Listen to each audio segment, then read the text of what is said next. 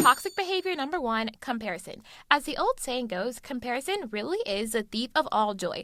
It's a subconscious behavior where you compare the less favorable aspects of yourself, your life, your situation, and your dating journey to someone else's highlights, wins, and major successes. Comparison can arise if, for instance, you're single during the holidays, when you feel like everyone else is partnered and snuggling under the mistletoe, or you're struggling in a toxic relationship, when you know others are out there experiencing beautiful and fulfilling love stories, or looking at your biological clock and wondering why you're single when your best friend, who's 4 years younger than you, is married with 4 kids and a dog.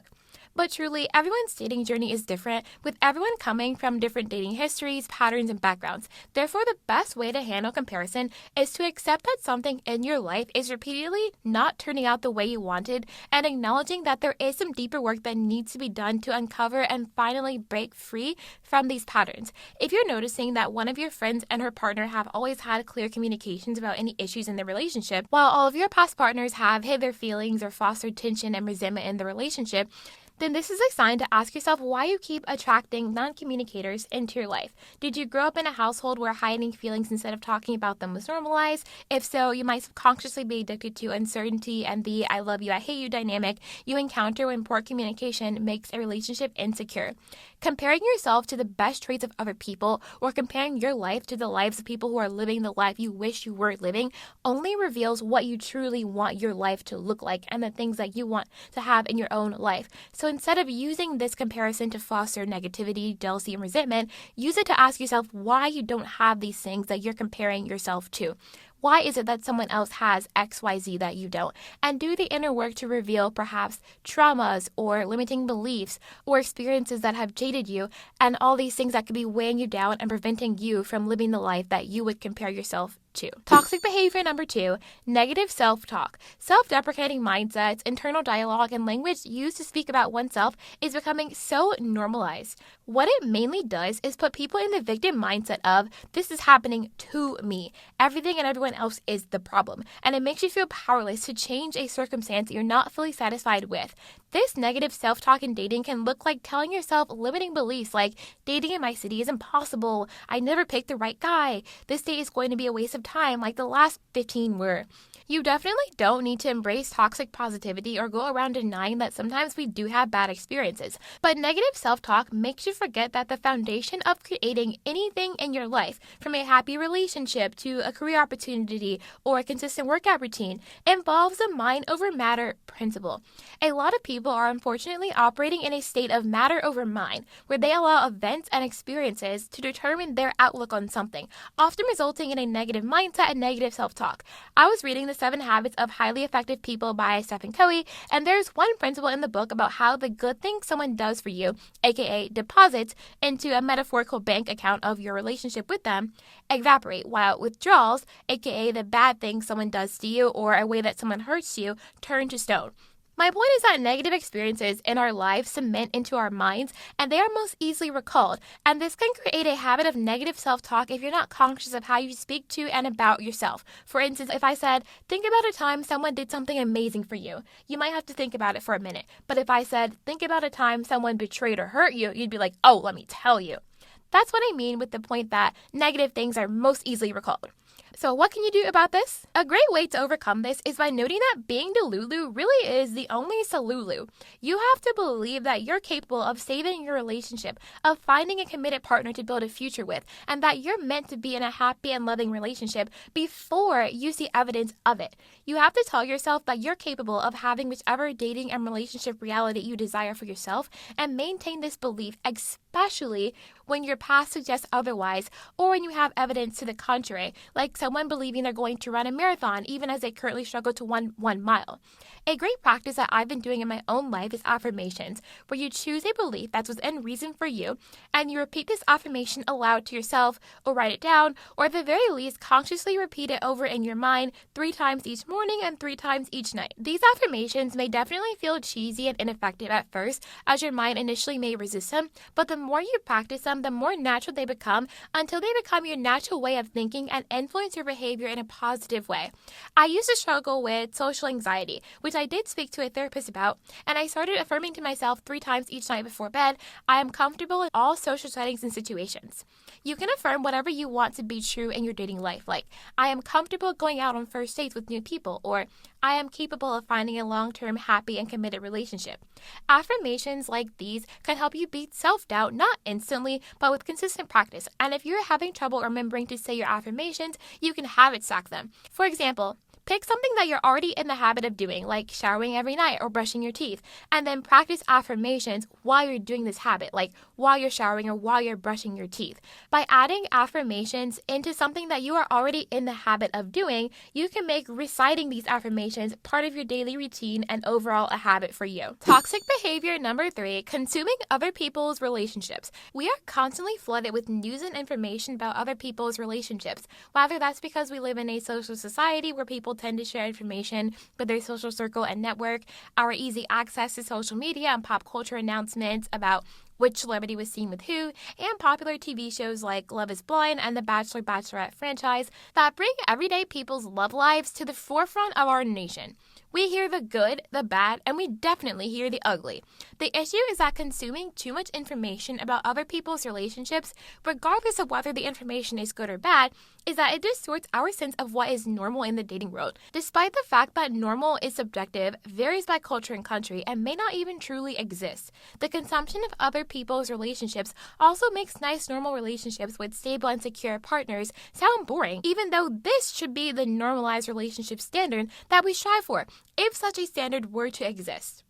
Of course, the most dramatic characters on dating reality TV shows are the most popular, and hearing the tea on why your friend is getting back together with her toxic ex for the 3rd time this month is juicy tea you don't want to miss. But the issue is that consuming this kind of chaotic information can seep into your mind subconsciously and make you think that love is hard, or make you think that struggling and fighting for love is normal, or that taking people back after they've cheated on you or done something strange is okay.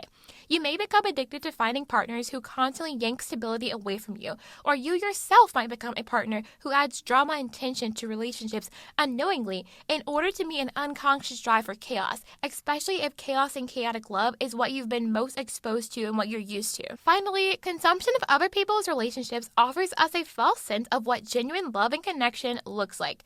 Only the people in the relationship know what their dynamic is really like, and so many people stay with partners and pretend to be happy just to achieve an ulterior motive like status, approval from family or friends, validation, money, or for appearance's sake. Toxic behavior number 4, lowering your standards. Consciously, you could probably list the standards you have in dating or would ideally uphold, but in practice, so many people choose partners who don't match their dating standards. The good news is that this habit can be changed. While lowering your standards isn't great, people have motivations and drives for why they actively choose to lower their standards, like getting tired of being single, becoming fed up with their dating options or the dating pool in their city, or having a deep desire for romantic partnerships, fear of being alone, believing there aren't any good partners left, or thinking that they're not fully worthy of the kind of partner they truly desire. Reflect on all the people you've dated or gone out with in your life, everyone from people you were in an exclusive relationship with, situationships, flings, and people you casually dated or only saw short term. Ask yourself, why did you choose these people?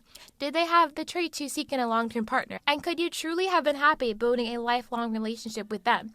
With these questions, there is no right or wrong answer, only the honest answer. And being honest with yourself about your motivations, why you chose certain people, can only help you get to the root of why you make the dating choices you make, so that you can shift these choices to align with the dating future you want to create for yourself. Most people are aware of when they are lowering their standards, and they know that people they settle for are definitely not people they will build something genuine and long-term with. To overcome settling, you can make a conscious and intentional promise to yourself today that from now on, you will no longer go out with people who do not meet your standards. And I don't mean superficial standards like wanting to date someone who is a certain height or astrological sign or has a cool foreign accent, but standards like someone who is a clear communicator, respects your boundaries, genuinely wants to commit to you, and values your relationship. Now, making this commitment to uphold your standards is something that you do internally. Once you have internally made the commitment to uphold your standards, then in your reality, you will be faced with more people who meet your standards, because people who do not meet your standards will no longer cross your mind, because they are not people that you attract into your life anymore, because you are genuinely not open to being with them.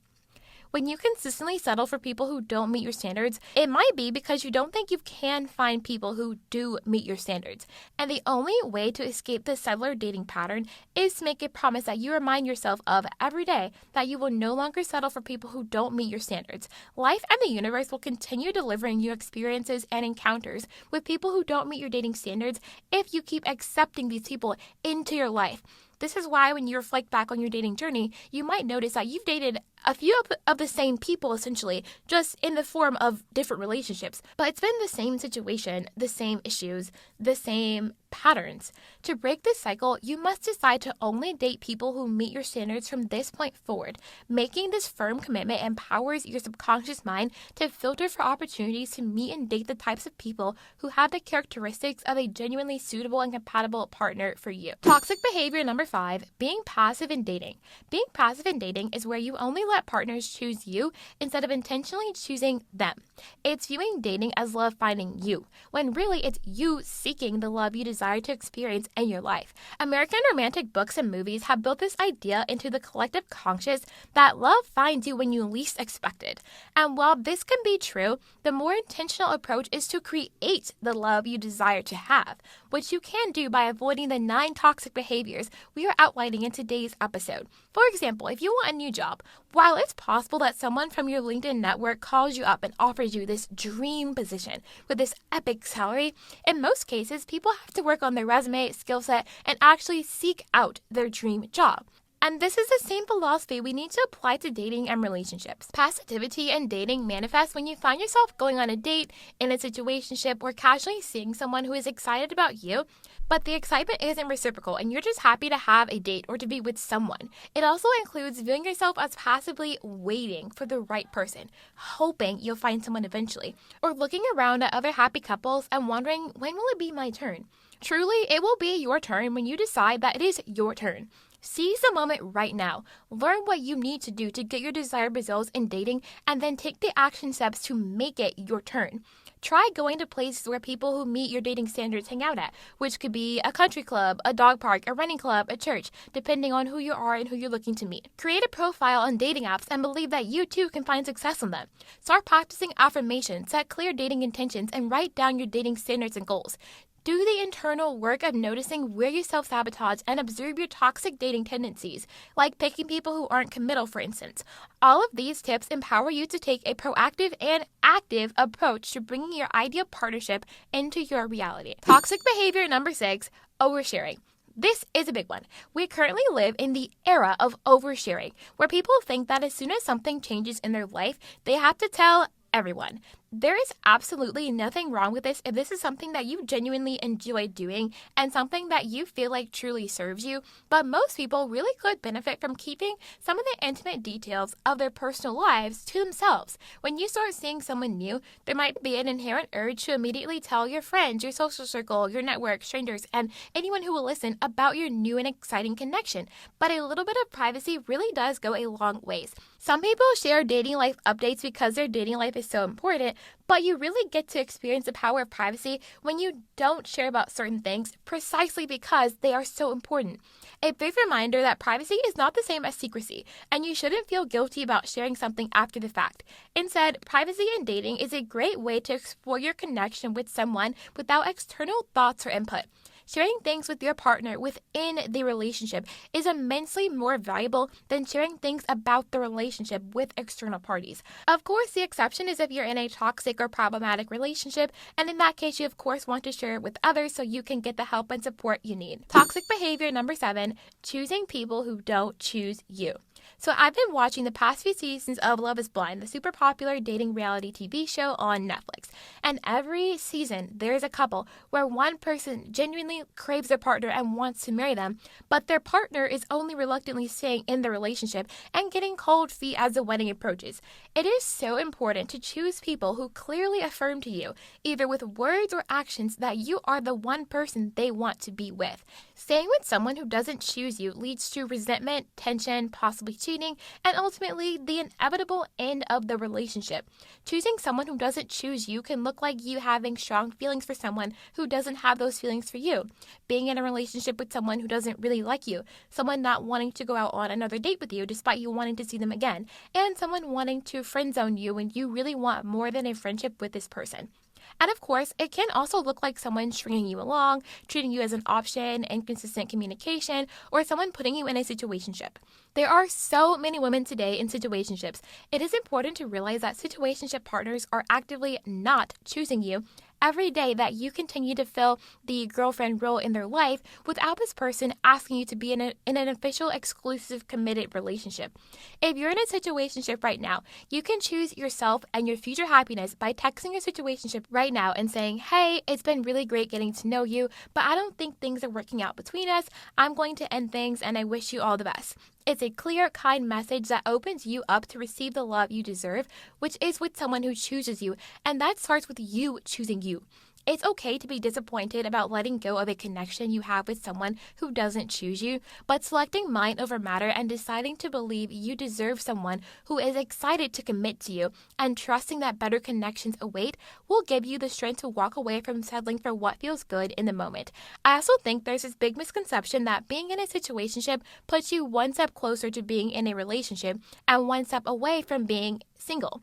In reality, being in a situationship puts you even further behind on your relationship goals than being single, because now your time and your energy is going to someone who will not commit to you in the way that a relationship partner would. So you're essentially taking yourself off the market for someone who will never give you the love and relationship that you truly desire and deserve. Toxic behavior number 8, listening to pessimistic narratives. There are so many people among us that are feeling hurt, jaded, and betrayed by their dating experiences, and as a result, they've cemented negative beliefs into their mind to ensure they will never find dating success, and they don't want you to find it either. These people can be family, friends, coworkers, random strangers you meet, people you follow online, someone in your social network or social circle, really anyone. These people's sole mission in life is to convince themselves and anyone who will listen that dating is pointless, the apps are trash, and all the good men are taken. You've probably heard one of those 3 untrue phrases at some point.